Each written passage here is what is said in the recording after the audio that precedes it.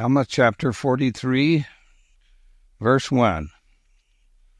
And now it came to pass that the sons of Alma did go forth among the people to declare the word unto them, and Alma also himself could not rest, and he also went forth. 2. Now we shall say no more concerning their preaching, except that they preached the word and the truth according to the spirit of prophecy and revelation. And they preached after the holy order of God by which they were called. 3. And now I return to an account of the wars between the Nephites and the Lamanites in the 18th year of the reign of the judges. 4. For behold, it came to pass that the Zoramites became Lamanites. Therefore, in the commencement of the 18th year, the people of the Nephites saw that the Lamanites were coming upon them. Therefore they made preparations for war. Yea, they gathered together their armies in the land of Jershon. 5. And it came to pass that the Lamanites came with their thousands, and they came into the land of Antionum, which is the land of the Zoramites, and a man by the name of Zemnarahah was their leader. 6. And now as the Amalekites were of a more wicked and murderous disposition than the Lamanites were in and of themselves, therefore Zemnarahah, Zarahemnah, appointed chief captains over the Lamanites, and they were all Amalekites and Zoramites. 7. Now this he did that he might preserve their hatred toward the Nephites, that he might bring them into subjection to the accomplishment of his designs. 8. For behold, his designs were to stir up the Lamanites to anger against the Nephites.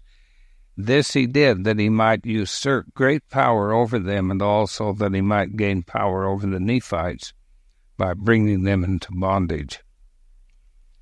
9. And now the design of the Nephites was to support their lands and their houses and their wives and their children, that they might preserve them from the hands of their enemies, and also that they might preserve their rights and their privileges, yea, and also their liberty, that they might worship God according to their desires. 10. For they knew that if they should fall into the hands of the Lamanites, that whosoever should worship God in spirit and in truth, the true and the living God, the Lamanites would destroy. 11. Yea, and they also knew the extreme hatred of the Lamanites toward their brethren, who were the people of Nephi-Lehi, who were called the people of Ammon, and they would not take up arms, yea, they had entered into a covenant that they would not break it. Therefore, if they should fall into the hands of the Lamanites, they would be destroyed. 12. And the Nephites would not suffer that they should be destroyed. Therefore they gave them lands for their inheritance. 13. And the people of Ammon did give unto the Nephites a large portion of their substance to support their armies, and thus the Nephites were compelled alone to withstand against the Lamanites, who were a compound of Laman and Lemuel and the sons of Ishmael, and all those who had descended from the Nephites, who were Amalekites and Zoramites, and the descendants of the priests of Noah. 14. Now those descendants were as numerous nearly as were the Nephites, and thus the Nephites were obliged to contend with their brethren even unto bloodshed.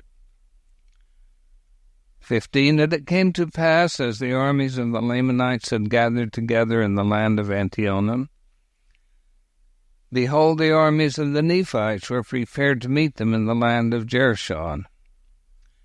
16. Now the leader of the Nephites, or the man who had been appointed to be chief captain over the Nephites.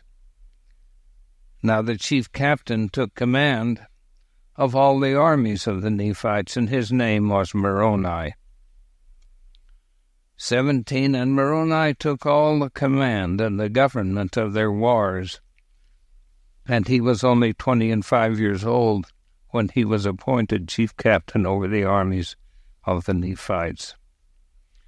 18. And it came to pass that he met the Lamanites in the borders of Jerishon, and his people were armed with swords and with scimitars and all manner of weapons of wars. 19. And when the armies of the Lamanites saw that the people of Nephi, or that Moroni, had prepared his people with breastplates and with armed shields, yea, and also shields to defend their heads, and also they were dressed with thick clothing. Now the armies of Zarahemnah, the army of Zarahemnah was not prepared with any such thing. They had only their swords and their scimitars, their bows and their arrows, their stones and their slings, and they were naked, save it were a skin which was girded about their loins. Yea, all were naked, save it were the Zoramites and the Amalekites. 21. But they were not armed with breastplates nor shields, therefore they were exceedingly afraid of the armies of the Nephites because of their armor, notwithstanding their number being so much greater than the Nephites. 22. Behold, now it came to pass that they durst not come against the Nephites in the borders of Jerishon.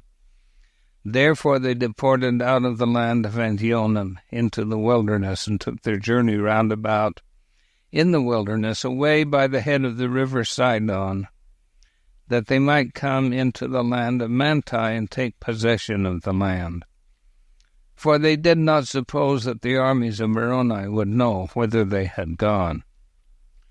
23. But it came to pass, as soon as they had departed into the wilderness, Moroni sent spies into the wilderness to watch their camp. And Moroni also, knowing of the prophecies of Alma, sent certain men unto him, desiring him that he should inquire of the Lord whither the armies of the Nephites should go to defend themselves against the Lamanites. 24. And it came to pass that the word of the Lord came unto Alma, and Alma informed the messengers of Moroni that the armies of the Lamanites were marching round about in the wilderness, that they might come over into the land of Manti, that they might commence an attack upon the weaker part of the people. And those messengers went and delivered the message unto Moroni. 25. Now Moroni, leaving a part of his army in the land of Jerishon, lest by any means a part of the Lamanites should come into that land and take possession of the city, took the remaining part of his army and marched over into the land of Manti. 26. And he caused that all the people in that quarter of the land should gather themselves together to battle against the Lamanites, to defend their lands and their country, their rights and their liberties. Therefore they were prepared against the time of the coming of the Lamanites. 27. And it came to pass that Moroni caused that his army should be secreted in the valley which was near the bank of the river Sidon, which was on the west of the river Sidon in the wilderness.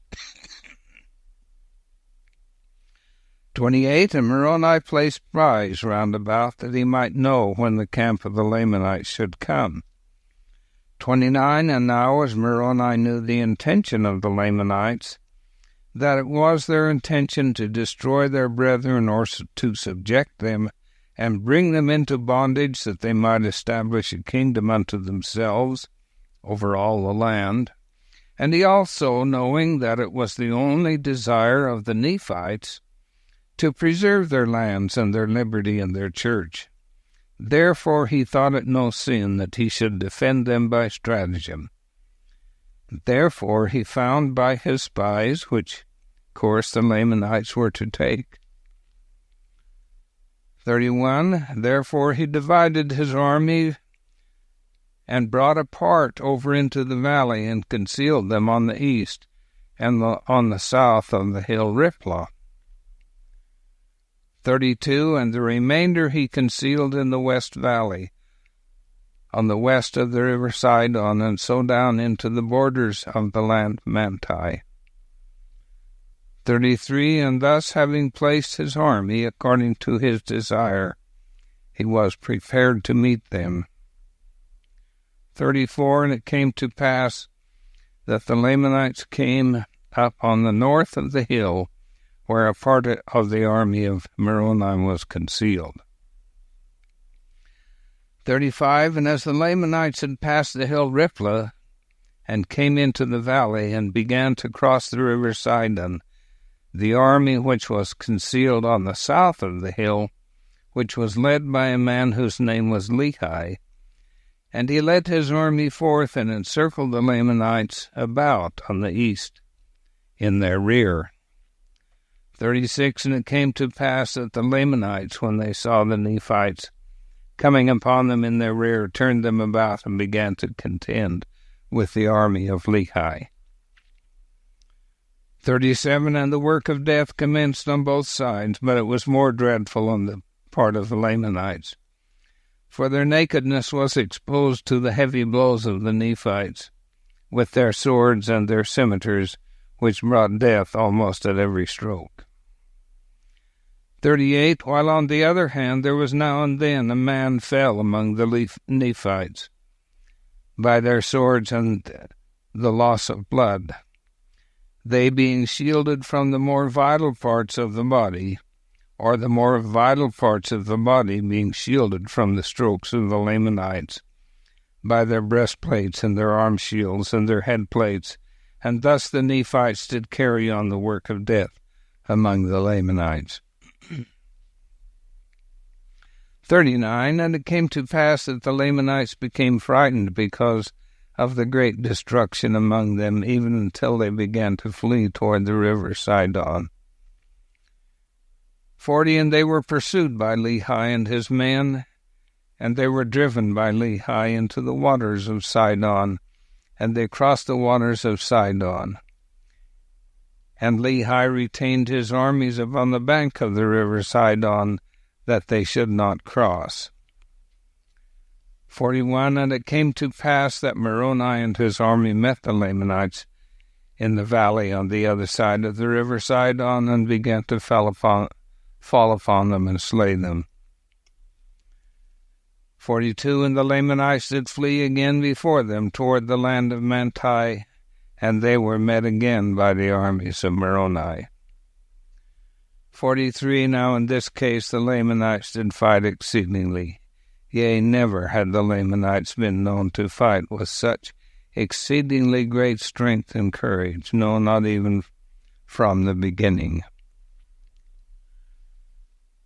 44, and they were inspired by the Zoramites and the Amalekites, who were their chief captains and leaders, and by Zarahemnah, who was their chief captain, or their chief leader and commander.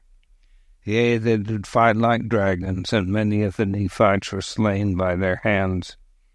Yea, for they did smite into many of their head plates, and they did pierce many of their breastplates, and they did smite off many of their arms, and thus the Lamanites did smite in their fierce anger. 45, nevertheless the Nephites were inspired by a better cause, for they were not fighting for monarchy nor power, but they were fighting for their homes and their liberties, their wives and their children and their all, yea, for their rights of worship and their church. 46, and they were doing that which they felt was the duty which they owed to their God. For the Lord had said unto them, and also unto their fathers, that inasmuch as ye are not guilty of the first offense, neither the second, ye shall not suffer yourselves to be slain by the hand of your enemies.